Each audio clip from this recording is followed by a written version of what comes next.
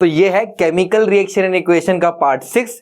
इसके अंदर हम सीखेंगे बैलेंसिंग। देखो इससे पिछली वीडियो में हमने सीखा था कि एटम को काउंट कैसे करते हैं। तो एटम को काउंट करने के लिए जो तरीके सिखाए आपने वो आने चाहिए, तभी आप बैलेंसिंग कर पाओगे। तो पहले तो आपको एटम काउंट करना आना चाहिए। भाई एटम काउंट करेंगे तो बराबर पता लगेगा ना कि इधर 2 है तो इधर 2, इधर 2 नहीं है तो इधर 1 है, बराबर करना है। तो बैलेंसिंग तभी आप कर पाओगे जब आपको एटम काउंट करना आएगा। तो पहले आप पिछली वाली वीडियो को जाके देखो जिसके अंदर में ये सिखा रखा है आपको कि किस तरीके से एटम को काउंट किया जाता है, ठीक है ना। तो आपको उसके वो वीडियो देखने बहुत जरूरी है, ठीक है ना।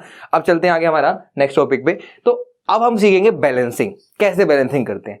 तो भाई बैलेंसिंग का जो हम मेथड पढ़ने वाले हैं वो हीट एंड ट्रायल मेथड। मैं डिब्बा डुब्बा बनाने नहीं वाला भाई, डिब्बा बना के इधर 1 इधर 2 नहीं करने वाला। मैं आपको सिंपल तरीका सिखाऊंगा, हीट एंड ट्रायल मेथड। सीधा देखो बैलेंसिंग करो। आपके एक नंबर के क्वेश्चन आते हैं हीट एंड ट्रायल के। अब तुम बैठोगे उसमें बॉक्स बनाने बैठोगे, 5 है 4 है 3 है तो हो गया, फिर तो काम बैलेंसिंग कर लिया आपने एक नंबर की, तो बहुत टाइम वेस्ट कर दिया। तो कहने का मतलब ये है कि बैलेंसिंग में सीधा हम देखेंगे, जो बराबर नहीं लगेगा बराबर कर देंगे, सीधा हिट एंड ट्रायल, सीधा हिट करेंगे, सीधा बैलेंसिंग कर देंगे। तो आपको वही मेथड सीखना है। मेथड का नाम है हिट एंड ट्रायल मेथड। तो जैसे इसको बैलेंस करना है, अब एक मास्टर रूल है भाई, अटका लो दिमाग में, कैसे भी करके अटका लो, इस बात को ध्यान रखना आपको। यहां पे Na है, एक Na है, यहां Cl2 है, 2 क्लोरीन है, यहां पे NaCl है। तो भाई यहां पे 2 Cl है, यहां पे 1 Cl है। आपको बैलेंस करना है। आपने क्या करा, यहां पे 2 लगा दिया, पहले इसको डालें थोड़ा सा, यहां पे 2 लगा दिया। अरे भाई ये तो फॉर्मूला ही चेंज कर दिया आपने। भगवान ने इसको NaCl बना के भेजा है, आप कौन होते हैं उसको NaCl2 बनाने वाले। कहने का मतलब ये है कि भाई ये फॉर्मूला जो सोडियम क्लोराइड होता है वो NaCl ही होता है, NaCl2 बन ही नहीं सकता, है ही नहीं, फॉर्मूला पॉसिबल ही नहीं है। जो चीज पॉसिबल नहीं हो कैसे कर दी तुमने।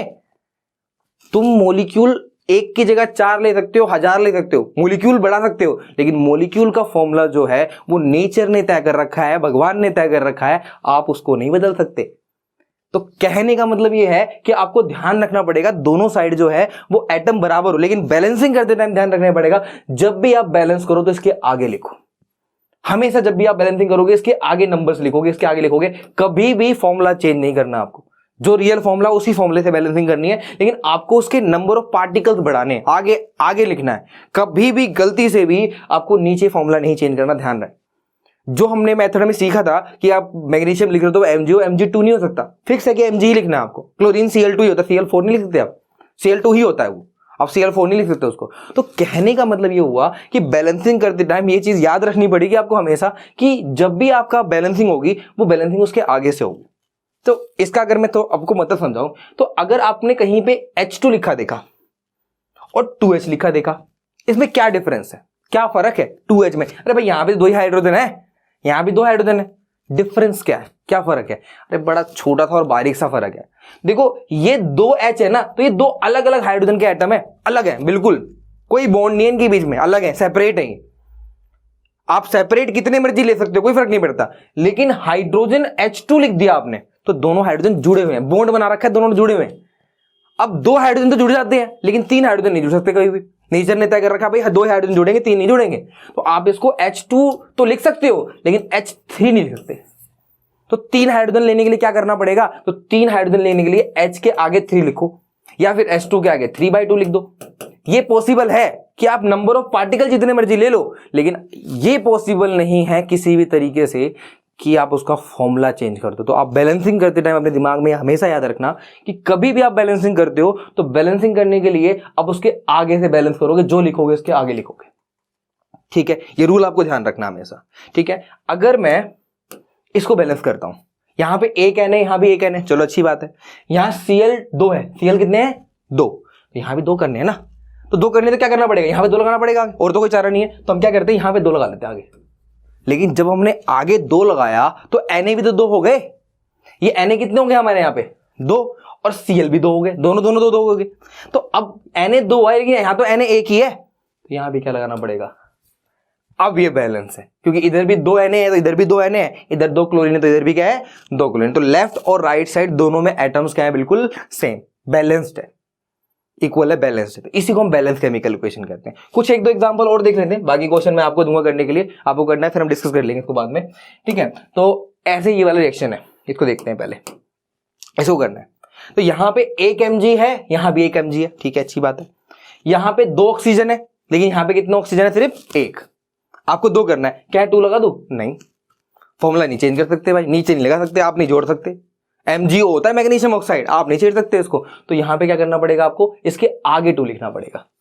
अच्छा, अब जैसे आगे 2 लिखा तो ये 2 तो MgO पूरे का हो गया ना, तो Mg भी 2 हो गए और O भी 2 हो गए, तो यहाँ O 2 है, चलो अच्छी बात है, Mg भी 2 करना पड़ेगा। यहाँ पे क्या लिख देंगे हम? हो गया बैलेंस। तो अगर आपको कभी भी एक बैलेंस करना है तो हम बैलेंसिंग उसके आगे से करेंगे, ध्यान रखना आपको हमेशा। कभी भी बैलेंसिंग करेंगे उसके आगे से करेंगे, कभी पीछे से नहीं करेंगे, ध्यान रहे। कभी भी नीचे फॉर्मूला चेंज नहीं करेंगे, कभी नीचे से फॉर्मूला चेंज नहीं करेंगे, कभी मॉलिक्यूल अपने हिसाब से नहीं बनाएंगे, जो मॉलिक्यूल फिक्स है वही रहेगा। इसके बाद इसको देखो, यहाँ पे K है, यहाँ पे K2 है, 2 पोटेशियम है यहाँ तो, और यहाँ कितने पोटेशियम है? 1। अब यहाँ 2 नहीं लगा सकते कि नीचे 2 लगा दिया आपने, फॉर्मूला नहीं चेंज करना, क्या लगाना है? इसके ऊपर 2 लिख देना है, ठीक है। तो ये आपका बैलेंस हो जाएगा, ठीक है। अगर O2 की बात करें, यहाँ पे 2 ऑक्सीजन है, लेकिन यहाँ पे तो 1 ही ऑक्सीजन है, गड़बड़ हो गई भैया, तो 2 ही ऑक्सीजन है, यहाँ तो 1 ही ऑक्सीजन है, तो कैसे बैलेंस करेंगे? यहाँ 2 लगा देंगे। लेकिन जैसे हमने इसको 2 लगाया तो पोटेशियम तो 4 हो गए, 2 दूनी 4 हो गए ना पोटेशियम। तो अगर पोटेशियम 4 हो गए तो यहाँ भी तो 4 करना पड़ेगा, तो 4 करने के लिए भाई 4 लिख दो, कोई दिक्कत नहीं, एक स्टेप नीचे लिख दो, 4A plus O2 twice of K2, हो गया बैलेंस, ठीक है। तो ऐसे करके आपको बाकी सारे केमिकल रिएक्शन भी ट्राई करने हैं और बैलेंस करना है, ठीक है। इसमें एक छोटी सी ट्रिक आपको ध्यान रखनी है, छोटी सी ट्रिक है जो आपको हेल्प करेगी बहुत जल्दी बैलेंसिंग करने में। इसमें जो पॉलीएटॉमिक आयंस होते हैं, सल्फेट, SO4, याद है मतलब बैलेंस उसमें बताया था मैंने आपको कि भाई पॉलीएटॉमिक आयन जो होते हैं, सल्फेट, बाइकार्बोनेट, कार्बोनेट, ये थोड़े बड़े हैं, इसमें सल्फर ऑक्सीजन मिक्सअप, मतलब कई सारे एटम मिलकर बने हुए हैं। तो इनकी बैलेंसिंग के लिए आपको करना क्या है कि पूरा ही एक मान, देखो दोनों साइड सल्फेट है, इधर भी सल्फेट इधर भी सल्फेट है। आप सल्फर को अलग काउंट करोगे, ऑक्सीजन को अलग करोगे, आपका काम बढ़ेगा, टाइम ज्यादा लगेगा। तो ऐसे में आप क्या करो, पूरे सल्फेट को एक काउंट करो, भाई एक पूरा सल्फेट है SO4, इधर भी SO4 एक है, इधर भी एक SO4 है, बैलेंस है, कोई दिक्कत नहीं है। यहां पे Na2 है, लेकिन यहां Na कितने हैं? 1, दिख रहा है, देखो यहां पे Na2, यहां पे क्या है? सिर्फ NaNO3। नाइट्रेट यहां पे 1 है, यहां पे नाइट्रेट 2 है, तो बैलेंस करने के लिए क्या करेंगे भाई? 2 लगा देंगे, हो गया। Na भी 2 हो गया, पूरा नाइट्रेट भी कितना हो गया? 2। तो यहां से आगे आपका सोडियम भी 2 हो गए, नाइट्रेट भी 2 हो गए, तो इधर भी 2 नाइट्रेट थे ऑलरेडी, और सल्फेट भी कितना था हमारे पास, और सोडियम भी कितना था हमारे पास? 2। यानी दोनों तरफ क्या हो गया हमारे आइटम? बिल्कुल बैलेंस। तो यहां पे आपको ऑक्सीजन और नाइट्रोजन या सल्फर ऑक्सीजन अलग अलग काउंट करने की जरूरत नहीं है, आप पूरे पॉलीएटॉमिक आयन को एक काउंट करो, जल्दी जल्दी बैलेंसिंग कर पाओगे, तुरंत कर पाओगे बैलेंसिंग। तो बैलेंसिंग अगर आपको फास्ट करनी है तो पॉलीएटॉमिक आयन में तुम्हें ध्यान रखना है कि पूरा का पूरा सल्फेट 1 है, इधर 1 सल्फेट है, इधर भी सल्फेट कितना हमारे पास? 1, इधर 2 सोडियम है, इधर भी कितना सोडियम है हमारे पास? 2। तो आपको ध्यान रखना है कि पॉलीएटॉमिक आयन जो होते हैं हमारे, उसको पूरा अलग अलग लिखने की जरूरत नहीं है, अलग अलग काउंट करने की जरूरत नहीं है, इकट्ठे पूरा एक मानो और एक मान के बैलेंस करो, जल्दी बैलेंसिंग होगी आपसे। तो आपको बैलेंसिंग तो आई गई होगी, आपको पूरे शीट के क्वेश्चन कंप्लीट करने हैं। फिर मिलते हैं आप नेक्स्ट वीडियो में नेक्स्ट कंटेंट के साथ। अगर आपको ये टॉपिक समझ में आया, आपको ये वीडियो अच्छी लगी है, तो इस वीडियो को लाइक एंड शेयर जरूर करें और हमारे चैनल को सब्सक्राइब जरूर करें। Thank you.